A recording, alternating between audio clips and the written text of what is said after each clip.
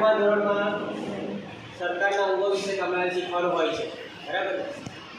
જે રીતે તમે 7મા ધોરણમાં શીખીને આવ્યા છો ને કે રાજ્ય સરકારના 3 અંગો હોય છે, એ રીતે આખા કેન્દ્રમાં કેન્દ્ર સરકાર, તો અહીંયા પણ સરકારના 3 મુખ્ય અંગો કાર્ય કરે છે, બરાબર? તો પ્રથમ અંગ છે ધારાસભા, બીજું છે કારોબારી અને ત્રીજું છે ન્યાયતંત્ર. હવે આપણે 7મા ધોરણમાં ભણીને આવ્યા છીએ, બરાબર ને? તો અહીં પણ કેન્દ્ર સરકારના પણ આ મહત્વના 3 અંગો ગણાય કહેવાય, બરાબર?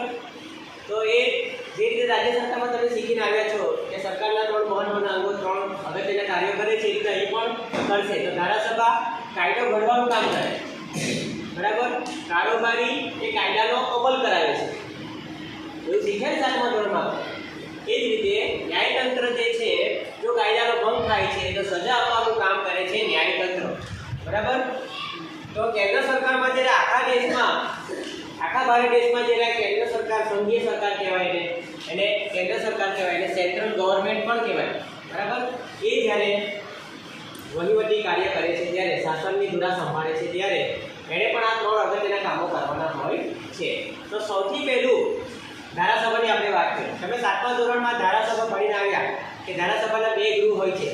કેટલાક રાજ્યોમાં એક જ ગૃહ છે. ગુજરાત રાજ્યમાં ફક્ત વિધાનસભા છે, વિધાન પરિષદ નથી. પણ અહીંયા જ્યારે કેન્દ્રની વાત કરી છે, ત્યારે કેન્દ્રમાં જે ધારાસભા છે એને આપણે સંસદ કહીએ છીએ. સંસદ એટલે અંગ્રેજીમાં પાર્લિયામેન્ટ. ખ્યાલ આવે છે? પાર્લિયામેન્ટ કહેવાય, પાર્લામેન્ટ, બરાબર? અને આપણા દેશમાં અંગ્રેજોનું શાસન હતું, એટલે આપણે આ સંસદ જે છે મોટે ભાગે આપણને એ જે અનુભવો મળેલા એના આધારે આપણે આપણો વહીવટ કરી પ્રમાણે ચાલી રહ્યું છે. તો સંસદ એટલે પાર્લામેન્ટ, એના પાછા 2 ગૃહ છે, લોકસભા અને રાજ્યસભા, બરાબર? લોકસભા જે છે એ નીચલું ગૃહ છે, બરાબર? અને રાજ્યસભા જે છે એ ઉપલું ગૃહ છે, બરાબર? હવે જે લોકસભા જે છે અને રાજ્યસભા છે એ બંનેનું કાર્ય છે, જે જો નવા કાયદા ઘડવા હોય, બરાબર, તેને ખરડાનું સ્વરૂપ આપે, ખરડો. ત્યાર પછી એના મહત્વના જે એના અંશ છે, એના સિદ્ધાંતો છે, એના પર ચર્ચા થાય, પછી એના પર ઝીણવટભરી ચર્ચા થાય, બરાબર? અને છેલ્લે એને ફાઇનલ કરવામાં આવે. એટલે આ પ્રકારે એ લોકસભામાંથી 3 વાંચનમાંથી પસાર થાય.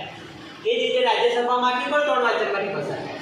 જો પહેલાં રાજ્યસભા ખરડો લાવે છે તો અહીંયા 3 વાંચનમાંથી પસાર થાય ને પછી રાજ્યસભામાં જાય. જો રાજ્યસભા ખરડો લાવે છે તો અહીંયા 3 વાંચનમાંથી પસાર થાય અને અહીં આવશે, બરાબર? આ રીતે 3 વાંચનમાંથી પસાર થાય પછી એક પ્રવર સમિતિ આવે, જેમાં જૂના અનુભવીઓ કે જેને પાર્લામેન્ટરી આ ધારાસભાની કામગીરીનો ખૂબ જ અનુભવ હોય, કાયદાના જાણકાર હોય, એવા લોકોની પણ અહીં સલાહ સૂચનો લેવામાં આવે છે.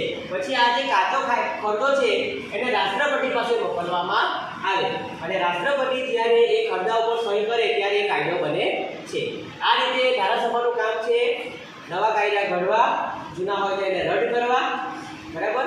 અને જરૂરિયાત મુજબ એમાં ફેરફાર કરવા. ખ્યાલ આવે છે? હવે આ વાત તો થઈ ધારાસભાની. આ 2 ગૃહની આપણે વાત કરી.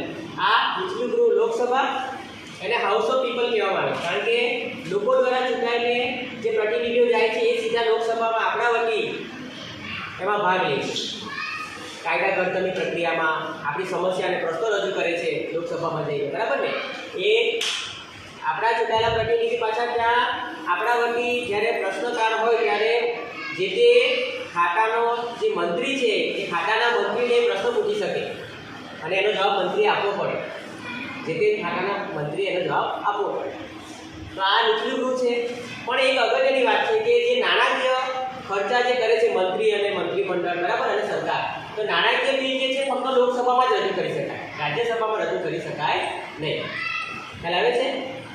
એટલે લોકસભામાં જે નાણામંત્રી હોય છે, કેબિનેટ કક્ષાનો નાણામંત્રી હોય, કેબિનેટ કક્ષાના ખાતા હોય, એ નાણામંત્રી રાષ્ટ્રપતિની પરવાનગી લઈને એ લોકસભામાં એનું અંદાજપત્ર અને નાણાકીય બિલો રજૂ કરે છે, બરાબર? પછી જ્યારે રાજ્યસભામાં જાય ત્યારે એને મંજૂર કરી દેવું પડે, એના પર એ વિરોધ કરી શકે નહીં.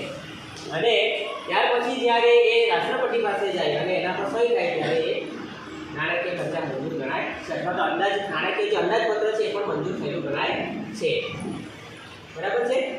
તો આ છે લોકસભાની કામગીરી. અને બીજું, આ જે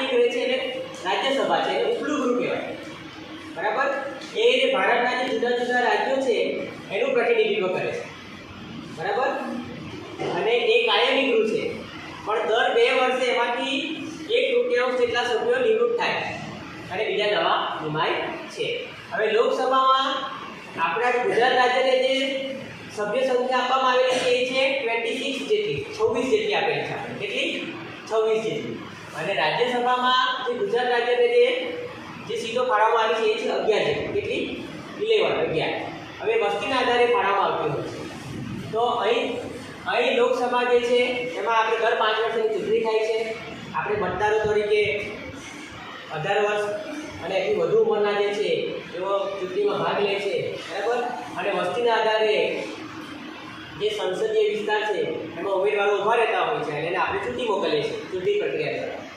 અને અહીં દર 2 વર્ષે 1/3 સભ્યો નિવૃત્ત પામે છે અને બીજા નવા આવે છે. હવે રાજ્યસભામાં જે છે ને 238 જેટલા જે સભ્યો જે છે ને એ આ રીતે એની ચૂંટણી થાય છે. પણ બીજા જે 12 સભ્યો છે એમાં રાષ્ટ્રપતિ સીધા એમને નિમણૂક આપે છે. કોને આપે? તો કોઈ શિક્ષણમાં સારી કામગીરી કરી હોય, સમાજ સેવામાં કરી હોય, કલાના ક્ષેત્રમાં કરી હોય, રમત-ગમત, વિજ્ઞાન, બરાબર, સંશોધન, આવા ક્ષેત્રમાં જેણે ખાસ કામગીરી, વિશેષ પ્રકારની કામગીરી કરી છે એવા ઉમેદવારોને અહીંયા રાજ્યસભામાં રાષ્ટ્રપતિ નિયુક્તિ આપે છે. બરાબર છે. તો આ રીતે એની આ સભ્ય સંખ્યા હોય છે. બરાબર. 238 વત્તા બીજા 12, બરાબર, એટલે 250. અને એટલા માટે આ કાયમી ગૃહ કહેવાય છે. બરાબર. હવે આ લોકસભા જે છે, બરાબર, એમાં જેને બહુમતી મળે ને તે પક્ષના ચૂંટણી થઈ ગઈ, બરાબર. ચૂંટણીમાં જે રાજકીય પક્ષને બહુમતી મળે છે તો એના જે નેતા હોય છે એને સરકાર રચવાનું આમંત્રણ રાષ્ટ્રપતિ આપે છે. પછી મોટે ભાગે એ જે અગત્યનો જે આગળ પડતો જે નેતા હોય એ પછી વડાપ્રધાનનું પદ લે છે, બરાબર. અને વડાપ્રધાન પછી એમાંથી મંત્રીમંડળમાં એના ચૂંટાયેલા મંત્રીઓને પોતાના પક્ષના મંત્રીઓને સમાવે છે, બરાબર. પછી એને સોગંદ લેવડાવવાનું કામ કરે છે રાષ્ટ્રપતિ. ખ્યાલ આવે છે? એટલે રાષ્ટ્રપતિ એ સંસદનું મહત્વનું અંગ ગણાય. જે રીતે રાજ્યની ધારાસભામાં જે રીતે રાજ્યપાલ એનું ગવર્નર મહત્વનું અંગ ગણાતો હતો એ રીતે અહીં ગાડી આખા દેશના રાષ્ટ્રપતિ જે છે સંસદનું મહત્વનું અંગ ગણાય. આ બંને ગૃહની જ્યારે શરૂઆતમાં જ્યારે સરકાર બને ત્યારે બંનેની એક સાથે એ મિટિંગ બોલાવે, સભા બોલાવે, બરાબર. અને આની કામગીરીથી એ પોતે માહિતગાર રહે. વડાપ્રધાને જે કંઈ પણ કામગીરી અહીં થાય છે એને રાષ્ટ્રપતિને એની સાથે માહિતગાર રાખવાનો હોય. ખ્યાલ આવે છે? અને સોગંદ લેવાનો મંત્રીઓને, ચૂંટાયેલા પ્રતિનિધિઓને અને મંત્રીમંડળને અને વડાપ્રધાનને સોગંદ લેવડાવવાનું કામ કરે છે આ રાષ્ટ્રપતિ. બરાબર. રાષ્ટ્રપતિ ખૂબ જ અગત્યનો છે ધારાસભા. ખ્યાલ આવે છે ને? એ જ રીતે બીજું અંગ છે કારોબારી. તો કારોબારી જે છે જે આ કાયદા ઘડે છે સંસદ, પાર્લામેન્ટ, એને અમલ કરવાનું કામ કરે છે કારોબારી. બરાબર. અને એને અમલ કરવા માટે મદદમાં હોય છે. કારોબારીમાં પણ રાષ્ટ્રપતિ મહત્વનું અંગ ગણાય. રાષ્ટ્રપતિને જે મહત્વની સત્તાઓ આપવામાં આવી છે ને એ આખા દેશનો બંધારણીય રીતે પ્રથમ નાગરિક ગણાય. એના નામે આખા દેશનું શાસન ચાલે. રાષ્ટ્રપતિ એને પ્રમુખ પણ કહેવામાં આવે અને અંગ્રેજીમાં પ્રેસિડેન્ટ કહેવામાં આવે. બરાબર. એની પણ 5 વર્ષે ચૂંટણી થાય છે રાષ્ટ્રપતિની પણ. અને એ પણ કારોબારીનો મહત્વનો અંગ ગણાય. અને વડાપ્રધાન અને મંત્રીમંડળ જે છે એ વ્યવહારમાં રાષ્ટ્રપતિની સત્તાનો ઉપયોગ કરે છે વડાપ્રધાન અને મંત્રીમંડળ. બરાબર. એટલે એ અહીં કાયદા જે ગણાય છે એનો અમલ કરવાનું કામ કરે છે આ કારોબારી. અને જો આમાં ભંગ કરે છે કોઈ નાગરિક તો એને સજા કરવાનું કામ કરે છે, એનું અર્થઘટન કરવાનું કાયદાનું, અને અર્થઘટન કરીને ઇન્ટરપ્રિટેશન કર્યા પછી સજા આપવાનું કામ કરે છે આ ન્યાયતંત્ર. અને આપણા દેશની આખા દેશની જે અદાલત છે એને કહેવામાં આવે છે સર્વોચ્ચ અદાલત, અંગ્રેજીમાં એને કહેવામાં આવે છે સુપ્રીમ કોર્ટ. અને એ આવી છે આપણી દિલ્હીમાં, બરાબર. દિલ્હીમાં આવી છે, બરાબર. તો આ રીતે આ જે આખું સમગ્ર માળખું છે એમાં આ રીતે હોય છે. હવે અહીં ગાડી લોકસભામાં સંચાલન તો કરવું પડે ને એનું. તો સંચાલન કરવા માટે એમાં સભાપતિ હોય છે. કોણ હોય છે? સભાપતિ. સભાપતિને અંગ્રેજીમાં સ્પીકર કહેવાય. શું કહેવાય? સ્પીકર. તો લોકસભામાં જે ચૂંટાયેલા સભ્યો છે ને એ આ સ્પીકરની નિમણૂક કરે છે ચૂંટણી પદ્ધતિ. બરાબર. અને સ્પીકરનું કામ તમે આ જેટલા પણ પ્રતિનિધિઓ જ્યારે સભા મળે છે લોકસભાની ત્યારે સ્પીકરને પૂછીને એને પોતાની વાત રજૂ કરવી પડે પાર્લામેન્ટમાં, લોકસભામાં. બરાબર. આ જે લોકસભા ગૃહ છે હાઉસ ઓફ પીપલ કહેવાય, બરાબર, લોકોનું પ્રતિનિધિત્વ કરે છે. અને ત્યારે જે પોતાના વિચારો જે તે મંત્રી કે સભ્ય, બરાબર, લોકસભા સભ્યો કે રાજ્યસભાના સભ્યો એ પોતાના અધ્યક્ષ કે સ્પીકરને પૂછીને જ કરે છે. કઈ ચૂંટણી થાય છે. આ રાજ્યસભામાં જે છે એને અધ્યક્ષ કહેવામાં આવે, એના સભાપતિને અધ્યક્ષ કહેવામાં આવે. અને અધ્યક્ષ કોણ હોય તો હોદ્દાની જોડે જે ઉપરાંત ઉપરાષ્ટ્રપતિ હોય ને, રાષ્ટ્રપતિ સિવાય બીજા ઉપરાષ્ટ્રપતિ હોય, વાઇસ પ્રેસિડેન્ટ એને કહેવાય. એ એટલે કે ઉપરાષ્ટ્રપતિ એ હોદ્દાની જોડે રાજ્યસભાના અધ્યક્ષ ગણાય છે. સમજાય છે વાત? તો આટલી વાતો આ સ્પીકરનું કામ પણ અગત્યનું છે. જો કોઈ ચૂંટાયેલો સભ્ય ધારાસભામાં, સંસદ ભવનમાં, પાર્લામેન્ટમાં જો ગેરવર્તણૂક કરે તો એને 1 દિવસ માટે આ સ્પીકર અને રાજ્યસભામાં અધ્યક્ષ એને સસ્પેન્ડ કરી શકે. ખ્યાલ આવે છે? હવે લોકસભામાં સભ્ય બનવા માટેની લાયકાત જે ઉંમર છે એ છે 25 વર્ષ. બરાબર? કેટલો? 25 વર્ષનો નાગરિક. અને રાજ્યસભામાં 30 વર્ષ. કેટલા? 30 વર્ષ. ખ્યાલ આવે છે? તો આટલી વાતો આપણે અગત્યની કરી કે સરકારના મહત્વના અંગો, એના 3 પ્રકારના કાર્યો, અને એમાં જે ધારાસભામાં સંઘની ધારાસભા છે, સંસદ કહેવાય, પાર્લામેન્ટ કહેવાય, એના 2 ગૃહો હોય, એની સભ્ય સંખ્યા, એની રચના કઈ રીતે થાય છે, એનું અધ્યક્ષ સ્થાન, સ્પીકર, સભાપતિ કોણ હોય છે, બરાબર, એની ચૂંટણી કઈ રીતે થાય છે.